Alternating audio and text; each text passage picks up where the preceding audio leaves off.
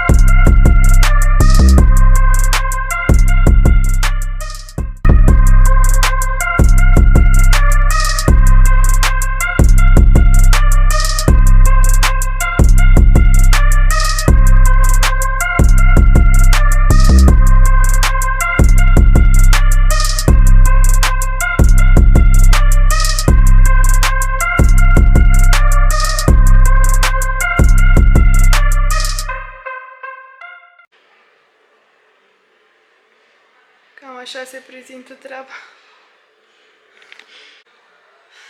Am mai supraviețuit un antrenament. Asta e realitatea. Așa arată antrenamentele în 3 weeks out. Să expunem și cum e de fapt. Astăzi masa post-workout abia o aștept, dar înainte am shake-ul cu o cupă de glutamină pentru refacere.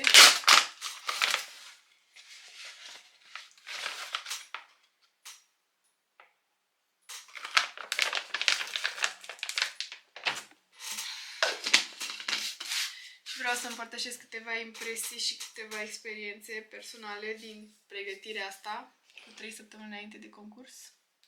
Ce experimentez eu, pentru că pregătirea e o experiență grea, pentru că eu îmi doresc ca să reușesc să inspir cât mai multe persoane, să încerce măcar o dată să participe la un concurs, să țină o pregătire, pentru că eu văd mult mai mult avantajele și dezvoltarea personală pe care poți să ți-o însușești dintr-o pregătire, disciplina de fier, decât părțile mai grele și părțile negative.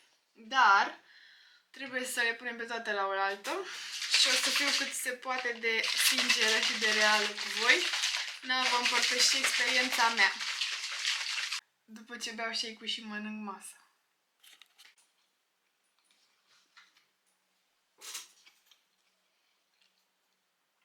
Nu există ceva mai bun decât puiul ăsta chinezesc cu ardei, sparanghel și morcov, ceapă verde și sos de soia.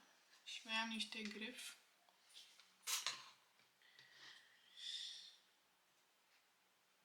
Iubesc mâncarea asta. Gata, m-am calmat. Acum pot să zic.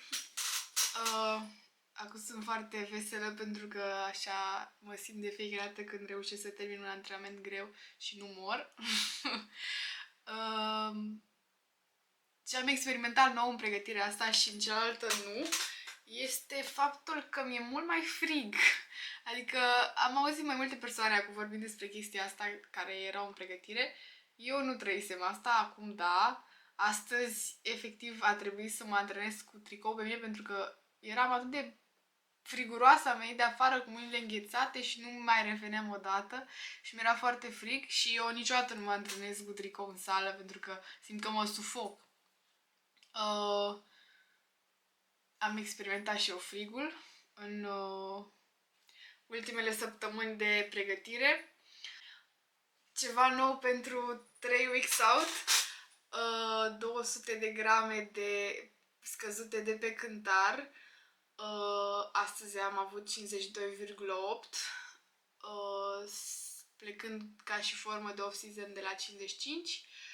Minus 200 de grame s-au simțit azi la antrenament foarte evident, nu știu, n-am mai pățit asta, pentru că pur și simplu când m-am antrenat mă simțeam mult mai low energy, dar și mult mai cu o conexiune mult mai bună minte-mușchi. Simțeam cumva mușchii care lucrează izolat, fesierul izolat, pentru că astăzi am lucrat fesier și biceps femoral și senzația e una plăcută, dar antrenamentele au devenit mult mai grele și mult mai obositoare. Un exercițiu pe care îl făceam în mod normal, acum îl resimt ca fi mult mai greu și e normal. Țin să menționez că azi am zi de high, adică am rămas la 2400 de calorii.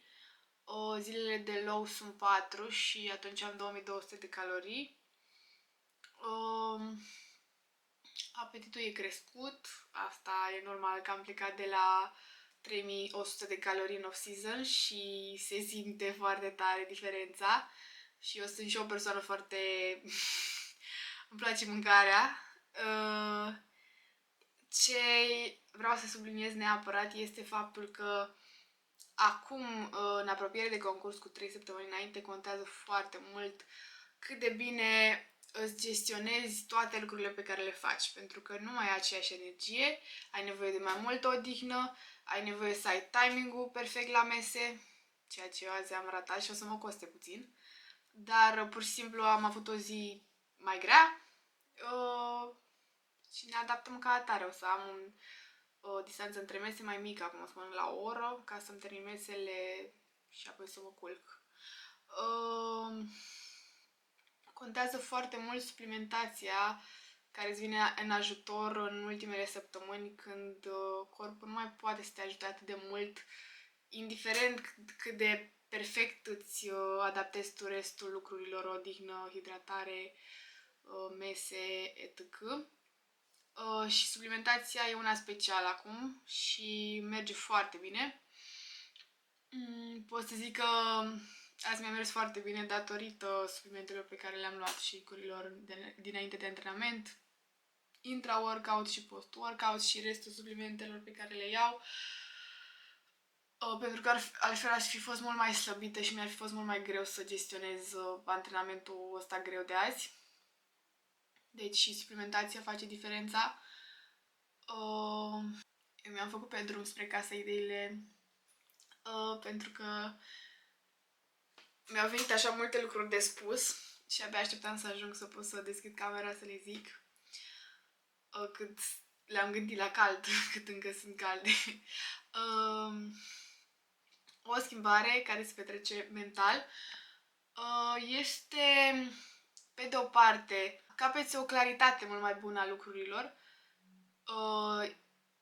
Cumva simt mult mai multă recunoștință decât în orice alt moment al pregătirii, când se apropie momentul ăla de scenă. Pentru că,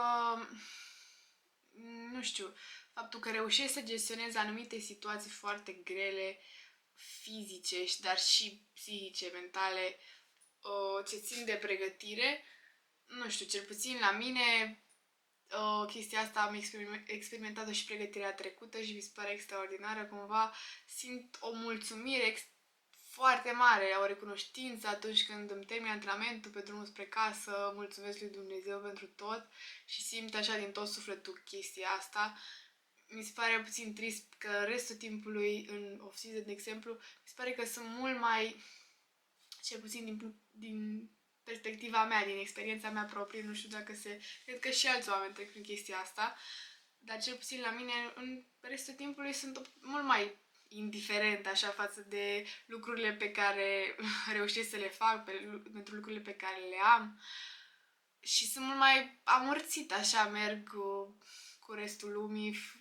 Am mai puține momente în care chiar realizez și simt recunoștință. De obicei, după ce depășești un moment greu, se întâmplă chestia asta. Acum e o claritate așa în minte, ai mintea mult mai clară, poți să gândești mult mai limpede și simți recunoștință. Ăsta e cuvântul, simt recunoștință de fiecare dată după antrenament. Partea cealaltă legată de mental, de schimbările care au loc, este faptul că devin mult mai emotivă. Da, mult mai emotivă. La unele antrenamente plâng, în general la seriile de început, când simt că e greu, plâng. Am o serie la care plâng de obicei și apoi e bine, dar trebuie să plâng un pic. Și sunt foarte emotivă și în restul timpului sunt așa ca un copil. Asta, da, se întâmplă mereu. Nu e neapărat un lucru rău, doar că e puțin mai dificil de gestionat emoția. Și e și ciudat să mă antrenez în sală uneori, simți mai multă anxietate uneori, ai vrea ca oamenii să nu se holbeze la tine și să poți să îți dai acolo sufletul, dar trebuie să te adaptezi mediului în care lucrezi, în care trebuie să-ți faci treaba. Asta, următoarea chestie este foarte des întâlnită și cumva, nu știu dacă mai are sens să o menționez, dar adică ți-e mai greu să lucrezi cu oamenii din jurul tău, nu mai ai la fel de multă răbdare, pentru că îți scade energia și automat te focusezi pe lucrurile pe care trebuie să te focusezi ca să reușești să progresezi în continuare, deși devii mai puțin energic și ești mai obosit. Pot să zic că asta e o chestie mai grea de gestionat, pentru că am și antrenamente cu clienți în sală, țin și clase de aerobic și uneori mi-e greu să fac lucrurile astea și deși încerc să depun tot efortul ca oamenii să nu își dea seama de stările prin care trec eu, e evident uneori, doar că fiecare înțelege atât cât înțelege din situație. Aș vrea să povestesc acum ceva și mai dramatic. Mi se întâmplă uneori în unele zile să-mi scadă mai mult glicemia și să am atacuri de panică la antrenament.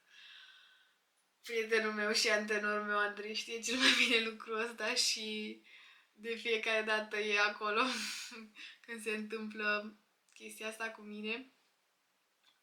Se întâmplă uneori să mi se încleșteze corpul cumva, de exemplu, ultima oară, la ultimul antrenament de l-am făcut împreună, la seria 1 de lucru de la îndreptări, după ce am terminat, am forțat mai mult, am simțit că mi s-au încleștat mâinile, pur și simplu, nu mai puteam să... Am rămas cu mâinile așa, cum e forma de am ținut bara, am rămas cu ele așa și nu puteam să le... Erau încleștate pur și simplu și ne-am panicat puțin. Astea sunt momentele mai dificile, într-adevăr, mai aproape de partea nașpa a lucrurilor, dintr-o pregătire. Dar cumva experimentând mai multe, ar trebui să nu te mai parchezi atât de rău. Deși uneori pur și simplu am atacuri de panică necontrolate dintr-o dată și încerc pe cât posibil să le gestionez și să mă calmez, doar că nu reușesc de multe ori și trec prin niște stări așa foarte deep și ăsta este un alt punct mai puțin plăcut. Peste toate lucrurile astea vreau să adaug și partea pozitivă, pentru că n-aș vrea să termin vlogul ăsta spunând numai minusurile. E evident ca în orice alt domeniu, atunci când îți dorești să faci performanță, să fie foarte greu din unele puncte de vedere, pentru că asta înseamnă performanța. Trebuie să ai o disciplină de fier, trebuie să te autodepășești constant din toate punctele de vedere să poți să progresezi. Asta este și un punct foarte bun, pentru că te forțează să evoluezi constant ca și om și asta mi se pare de neprețuit față de restul lucrurilor, pentru că pur și simplu crești văzând cu ochii, în afară de faptul că se îmbunătățește forma, crești ca om din toate punctele de vedere. Așa. Părțile frumoase sunt tocmai faptul că poți să experimentezi un nivel de recunoștință pe care nu știu dacă... Adică, sigur, există și alte întâmplări din viață când poți să le experimentezi în general, când treci peste niște perioade foarte grele din viață, probabil simți să te apropii cumva de Dumnezeu sau simți recunoștința aia că ai reușit să depășești momentul. Mi se pare că pregătirea, cel puțin pentru mine, e de fiecare dată o lecție de recunoștință. Și mă simt foarte fericită că pot să experimentez asta, că pot să ajung la esența mea ca om și să mă simt aproape de Dumnezeu. Mai aproape ca niciodată, sincer. Asta este o parte frumoasă. Sunt multe părți frumoase și de-aia îmi doresc să reușesc să inspir cât mai multe persoane să încerce să facă lucrul ăsta, să încerce să participe la primul concurs. Persoanele pasionate de domeniul fitness-ului, persoanele care sunt nehotărâte, se gândesc dacă ar trebui să participe, dacă va fi prea greu, va fi greu, va fi foarte greu, dar va merita fiecare efort făcut. Și faptul că dacă tu reușești să dai 100% în proces și să fii acolo all in, împlinirea pe care o ai și încrederea pe care o capți în tine nu se compară cu nimic altceva. Și asta mi se pare de departe unul dintre lucrurile care m-au format pe mine ca om în ultimul an și mă bucur foarte tare că am descoperit pasiunea asta pentru bikini fitness, pentru competiții, pentru fitness la un alt nivel și dorința de a face lucrurile la nivel de performanță. Așa că, într-o notă pozitivă, închei vlogul ăsta și vă încurajez să dați tot ce puteți atunci când faceți ceva, indiferent ce faceți. pentru că nu vor exista regrete și împlinirea va fi foarte mare. Ne vedem în următorul vlog.